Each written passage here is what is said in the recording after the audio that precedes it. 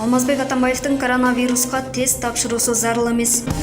Кыргыз өлкөсүнүн мурунку президенти Алмазбек Атамбаев коронавируска каршы текшерүүдөн өтүүсү талапка ылайык эмес.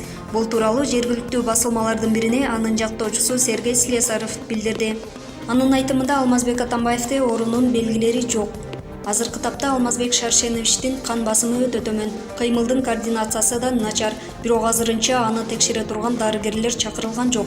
Мен бул тууралуу бир нече жолу сурангам. Саламаттык сактоо министрлиги куртунду берсин. Эгерде Алмазбек Атамбаев ооруп жатса, анда эмне үчүн текшерүүдөн баш тартмак эле? Бирок чынында ага коронавируска каршы тест тапшыруу зарыл эмес, деди Сергей Слесарев.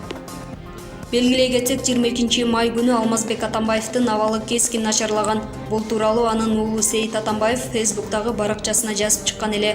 Аталган окуя боюнча Улуттук коопсуздук мамлекеттик комитетинин басма сөз кызматы Алмазбек Атамбаевдин абалы канааттандырарлык жана ден соолугуна эч кандай арыздануулар жок экендигин маалымдаган.